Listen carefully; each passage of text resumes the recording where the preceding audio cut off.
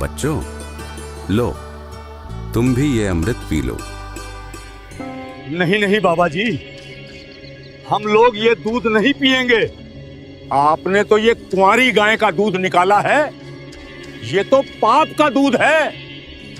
ऊपर से आपने इसे जूठा भी कर दिया, और न जाने आप किस जाति के हो। बच्चों, ये कोई आम दूध नहीं है और ना ही ये कोई जादू टोने से निकाला गया है। ये दूध तो मेरे लोक सतलोक से आया है। हम नहीं पिएंगे ये पाप का दूध। चलो भाई, पता नहीं कहां कहां से आ जाते हैं। लाइए बाबा जी, आप ये अमृत मुझे दे दीजिए। ना जाने ऐसा अमृत फिर कब प्राप्त हो। दूध पीने के बाद कबीर परमेश्वर जी ने बालक गरीबदास जी को तत्व ज्ञान सुनाना शुरू किया और कहा कि उस सच्चे परमात्मा की भक्ति किया करो। बाबा जी, भक्ति तो मैं रोज करता हूँ। कृष्ण जी का, हनुमान जी का, राम जी का और शंकर जी का रोज नाम लेता हूँ। मेरी माँ कहती है अगर मैं इन सब भगवानों का नाम लूंगा तो भगवान मुझे सारे सुख देंगे और मैं स्वर्ग चला जाऊंगा।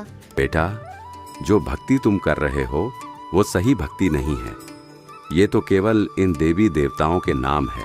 बेटा, जाप तो मंत्रों का होता है और मोक्ष मंत्रों से ही मिलता है। और बेटा, स्वर्ग के ऊपर भी बहुत सारे और लोक हैं और उन सब लोकों के ऊपर मेरा लोक है जिसे सतलोक कहते हैं। मैं उसी लोक से आया हूं। जानते हो बेटा, सतलोक में कभी कोई नहीं मरता। जिस दूध के लिए यहाँ गाय की आवश्यकता पड़ती है, उससे कहीं अधिक स्वादिष्ट दूध की नदियां सतलोक में बहती हैं। मेरे उस लोक की मिट्टी सफेद है, पूरा का पूरा लोक सफेद है, और जिसने सब कुछ बनाया है वो परमात्मा मेरे उसी लोक सतलोक में रहता है। बेटा, इस लोक में आने से पहले तुम भी सतलोक में ही रहते थे। बाबा जी, मैं भी आपके उस लोक सतलोक में जाना चाहता हूँ। क्या आप मुझे भी वहाँ ले चलेंगे? बेटा, उस लोक में जाने के लिए पहले तुम्हें मुझसे दीक्षा लेनी होगी, यानी मुझे अपना गुरु बनाना पड़ेगा। बस इतनी सी बात। ठीक है, आज से आप मेरे गुरु और मैं आपका शिष्य। बेटा, अब मेरे पीछे पीछे बोल, सत सुकृत अविगत कबीर। सत सुकृत अविगत कबीर। ओम ओम ओम ओम। ओम ओम ओम ओम। किलियम किलियम किलियम किलियम। किलियम किलियम किलियम किलियम। हरियम हरियम हरियम हरियम। हरियम हरियम हरियम हरियम। श्रियम श्रियम श्रियम श्रियम। श्रियम श्रियम श्रियम श्रियम। सोहम सोहम सोहम सोहम। सोहम सोहम सोहम सोहम। सत्यम सत्यम सत्यम सत्यम। सत्यम सत्यम सत्यम सत्यम। जैसे ही बालक गरीबदास जी ने अपनी आंखें बंद की और कबीर परमात्मा द्वारा बताया गया मंत्र जाप किया, वैसे ही कबीर परमात्मा उनकी आत्मा को निकालकर अपने साथ ले गए और उनको ब्रह्मा, विष्णु, महेश, गणेश और दुर्गा माता के लोक दिखाए। बालक गरीबदास जी इन सभी लोकों को देखकर हैरान थे और सोच ही रहे थे कि ये सब मैं क्या देख रहा हूं। इतने में ही कबीर परमात्मा बालक गरीबदास जी को नरक दिखाने ले गए।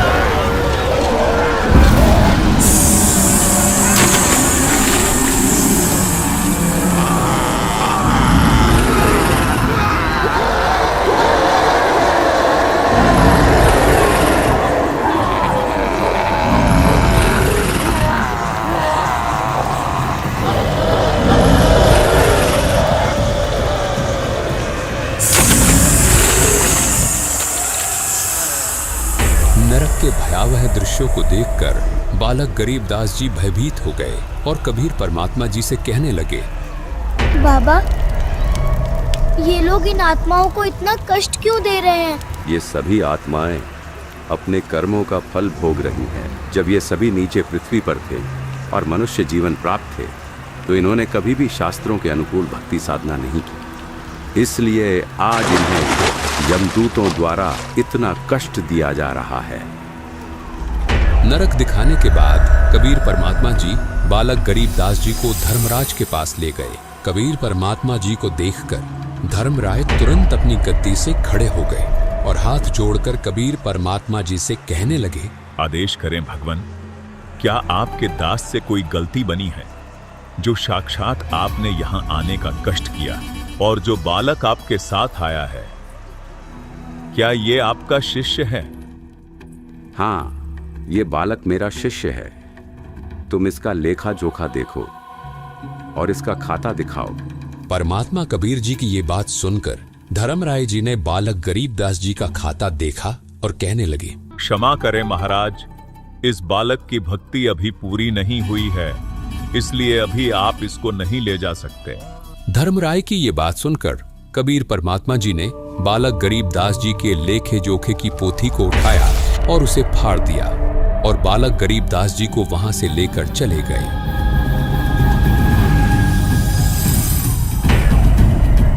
और काल के 21वें ब्रह्मांड में पहुंचे, जहां ये काल ब्रह्म तपस्शिला पर 1 लाख मनुष्य शरीरधारी प्राणियों के सूक्ष्म शरीर से निकले गंध को खा रहा था। इतना भयानक दृश्य देखकर बालक गरीबदास जी ने परमात्मा कबीर जी का हाथ जोर से पकड़ लिया और कहने लगे, ये कौन है? बेटा, ये काल ब्रह्म है। अपनी ही गलती के कारण इसे 1 लाख मनुष्यधारी प्राणियों के सूक्ष्म शरीर से निकले गंध को खाने का श्राप मिला है। यही है वो जो पृथ्वी पर सबको दुख देता है। कबीर परमात्मा गरीबदास जी को ये बात बता ही रहे थे कि तभी काल ने परमात्मा कबीर जी और बालक गरीबदास जी को देखा और 11वें द्वार के पास जाकर खड़ा हो गया। ऐसा प्रतीत हो रहा था कि 11वें द्वार से वो उन्हें निकलने नहीं देगा। परमात्मा कबीर जी ने काल ब्रह्म की यह गतिविधि देखी और सतनाम का सुमिरन किया। परमात्मा कबीर जी ने जैसे ही सतनाम का सुमिरन किया, वैसे ही देखते काल ब्रह्म ने अपनी गर्दन नीचे झुका ली, मानो कोई शक्ति जबरदस्ती काल को नीचे की ओर धकेल रही हो।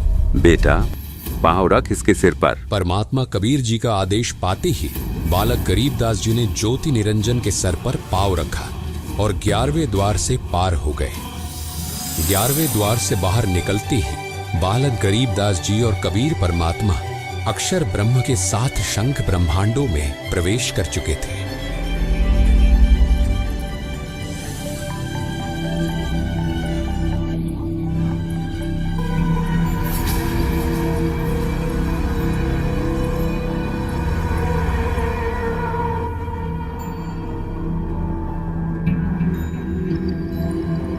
ये मेरे लोक में कौन आ गए? अरे बाबा जी, ये कौन है?